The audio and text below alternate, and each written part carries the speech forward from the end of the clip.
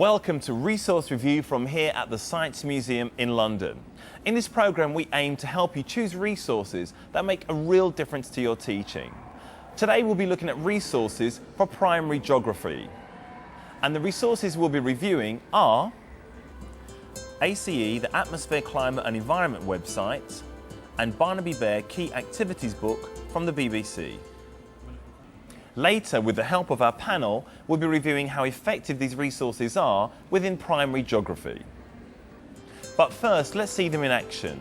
We visit Our Lady of Victory School in London, where Claire Benjamin is teaching her Year 1 class about recycling. The first resource she's using is the Atmosphere, Climate and Environment website, which is produced by Manchester Metropolitan University and supported by DEFRA. Let's see the resource in use. Now today, we are learning one way that newspaper can be recycled. Now what do I mean by recycled?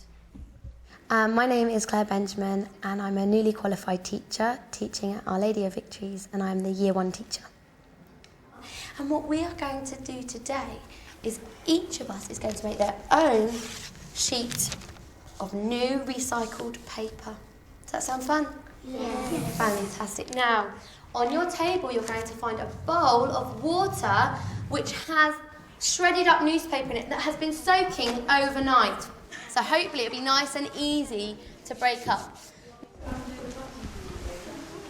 The first resource that I used was the Atmosphere, Climate and Environment Information Programme supported by DEFRA, but to make it easier, the ACE website.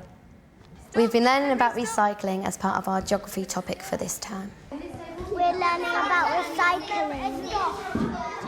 This is the first resource from ACE that I used, and it's how to make recycled paper. It has everything that you need to carry out the lesson, and also step-by-step instructions of what to do. I think the pupils loved the hands-on activity.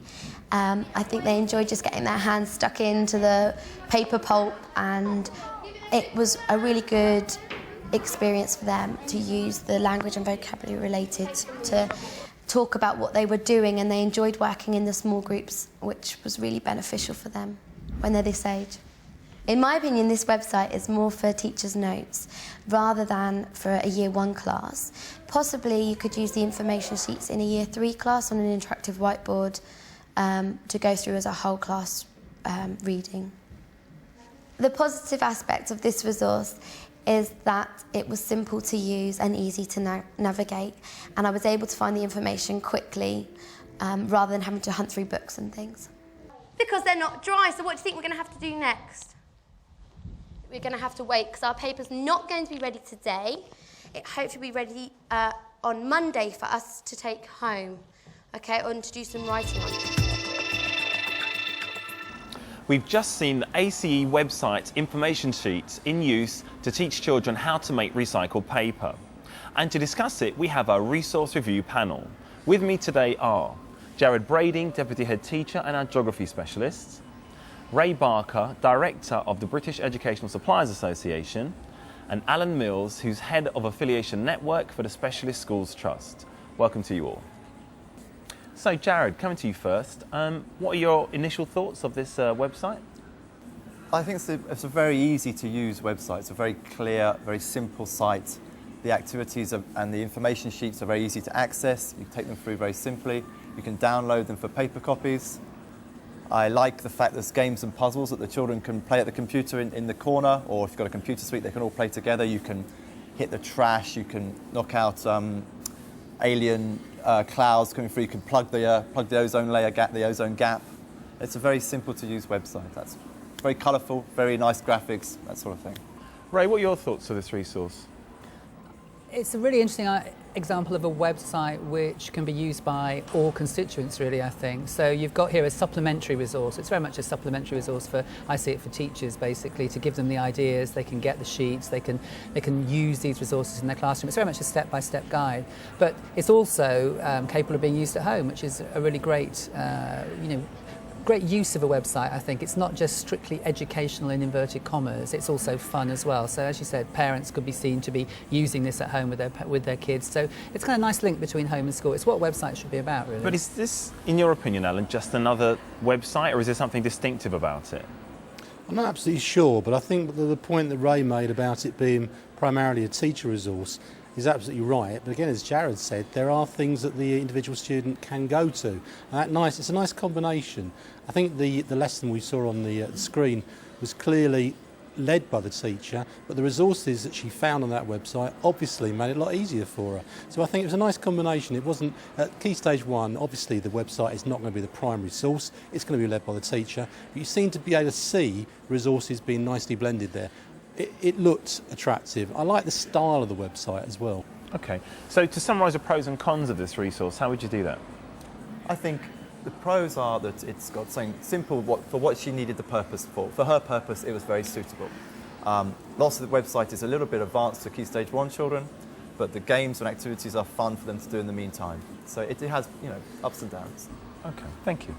Now let's look at the second resource and return to Our Lady of Victory's primary school. This time Claire uses Barnaby Bear Key Activities book from the BBC. She uses specific worksheets and activities to reinforce her teaching about recycling. The book is an ideal resource for Key Stage 1 geography teaching, and it provides photocopyable resources and ideas for practical workshops. So let's see how Claire got on. Now, yesterday we looked at recycling and the different sorts of things you can recycle. We spoke about a few of them at the beginning and where we can recycle them.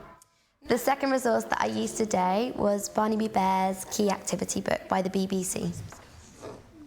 The book covers all areas of the national curriculum for geography. It has worksheets and games that the children can complete and would also be a useful resource to send home for homework. Jack, Stuart, I just picked out one of the worksheets in there that covered recycling today for a plenary session. You can use old newspaper and colour over it with paint and wrap presents up with it, couldn't you? You don't have to do everything that we did today. Well done. I like the fact that everything's laid out in topics, so you can look at the topic that you're covering in geography and find the activity straight away. Next term we're going to be looking at the seaside, and so just flicking through, straight away I could find Barnaby seaside pictures, and just by looking at it I can tell it's going to be a really good resource either to use for geography or to send home as homework at the end of the week. I found this book extremely easy to use. The minute I opened it up I was like, wow, I wish I'd had this earlier, because it covers topics that I've done in the past and the resources would have been really useful to have. So I will definitely be using it in the future. You could. You'd have to draw me a picture of how you would do that. So Jared, what do you think of Barnaby Bear's Key Activities book? I like the book. It's a nice, colourful book. It's got nice, easy worksheets. It covers a lot of the activities of Key Stage 1 geography, distant places, local area, environmental change. It's very easy to use and very handy for teachers to get out and find an activity sheet that matches what they're trying to cover. There's not a lot of emphasis put on geography at Key Stage 1, I have to say, and we're not asking the children to do a lot of written work. It's more about the children's understanding of their place in the world around them and in their local area. Okay. What did you think of it, Ray?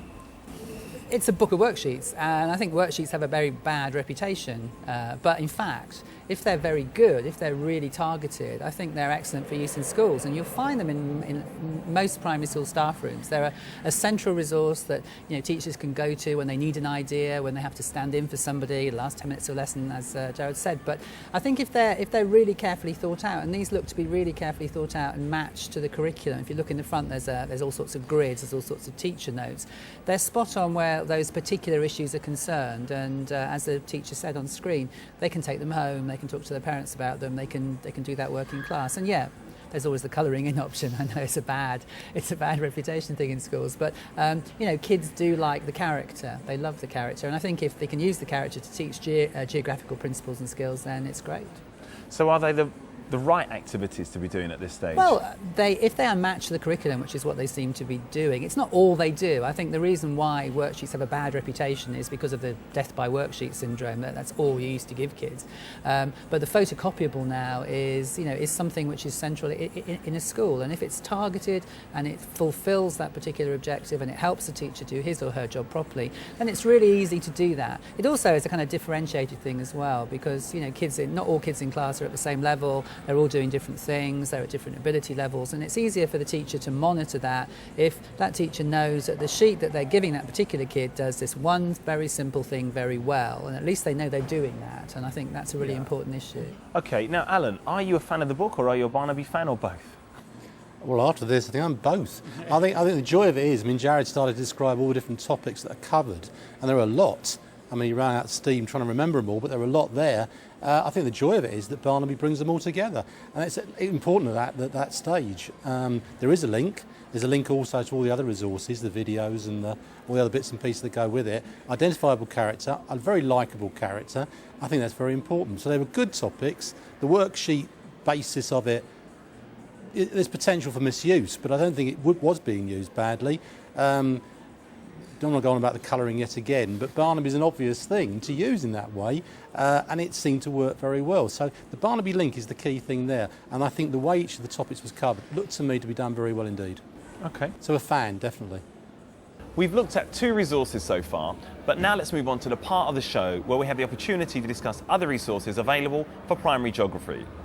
Now, Jared, as a geography expert, are there other resources that you think we should be aware of?